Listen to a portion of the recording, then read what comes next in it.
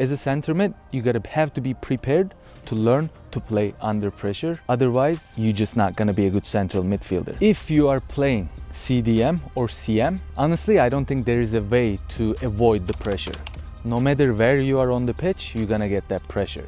CDM, a little less, because you can always drop deep to receive the ball and kind of force yourself to face the opposition's net. But as a CM, you are not gonna have that freedom, because you're gonna be right in the middle where you are right beside the opposition CM or CDM or attacking midfielder even, where you're not gonna be able to get out of this pressure. As a CDM, if you get the constant pressure, drop deeper, receive the ball, and make sure you position your body to see the entire field, which will make things a bit easier for you, where you're gonna be able to push your center backs further away, and now you're receiving the ball deeper where you can see the entire field and you have options to pass. The worst case, pass it back to your goalkeeper or pass it long. Instead of learning to play under pressure as a CDM, learn to get out of the pressure, where you are creating yourself that safe zone where you're away from the pressure and you can distribute the game easier and make your job a lot easier, where you learn to find those gaps. Only way you can do this is by scanning and shoulder checking and seeing where everybody is and where your center backs are, where the opposition is. So one thing I can suggest, if you're a central midfielder, if you don't think you are good at playing under pressure, and if you're getting constant pressure but you're losing the ball, well, it might not be the right position for you, because as a center mid, you gotta have to be prepared to learn to play under pressure. Otherwise, you're just not gonna be a good central midfielder. So you can always play the central defensive midfielder role, or you can always play the attacking midfielder role. Best way to deal with these pressures as a central midfielder is mental game. You're gonna have to improve yourself mentally so you are comfortable when you're receiving the ball under pressure. And the other way to do this is always moving and not being stationary on the field. Easy way to deal with the pressure as a central midfielder is to play 1-2 touches. If you're holding the ball longer, you're gonna invite more pressure. Now you have no option to pass the ball to, and most likely you're gonna lose the ball. So your goal should be creating angles with your central defensive midfielders or your center backs even. You can always play those 1-2 touches, just bounce it back off to your central defensive midfielder or your center backs even, and create angles where you can do 1-2 touch, created space, and receive the ball again. Because most likely the first ball you receive from your CDM or from your center backs, you're gonna be under pressure. So your goal is to get into that space with the second ball. Where how can you do this?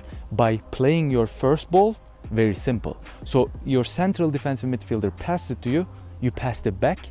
Now you give yourself wide angle where you are checking off to a space where you can receive the ball again, which you defeated the first pressure that you got. Or if the players that's marking you, following you, now you're creating a space for your central defensive midfielder to take their space and go with the ball.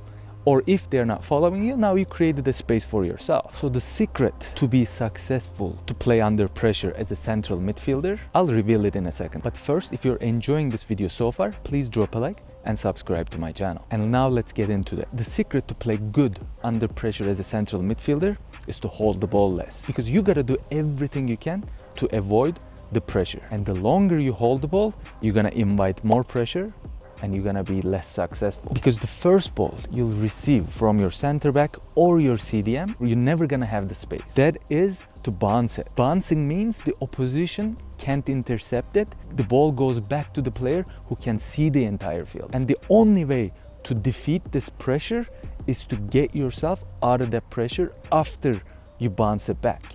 So now the second ball, you can be facing the opposition's net. Finally, we get to the attacking midfielder and the striker. What do you do when you're under pressure as an attacking midfielder or striker? So if you're an attacking midfielder, yes, you're gonna be as under pressure as your central midfielder.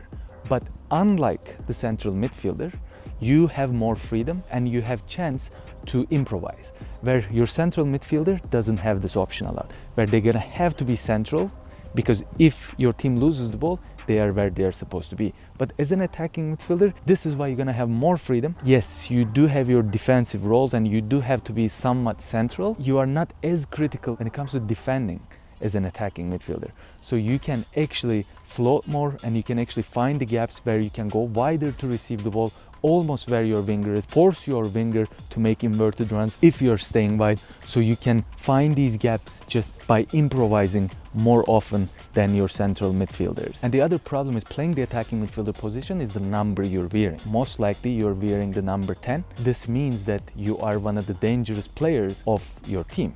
So the opposition just naturally puts that pressure, extra pressure on number 10s just because it's number. So more dangerous you are, the more pressure you're gonna invite from the opposition. Improvising as an attacking midfielder will move the opposition CDM. If the opposition CDM is marking you or their center back, you're actually moving them out of the position. So if you are shifting wide, if the opposition CDM is following you, now you're creating central space for your team to attack or progress the game. But if the opposition is not tracking you when you are shifting wide, now you're creating that space for yourself. So there are bonuses of playing this free role. I hope you enjoyed this video.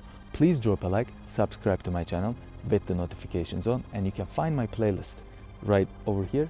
Thanks for tuning in, and I will see you next time.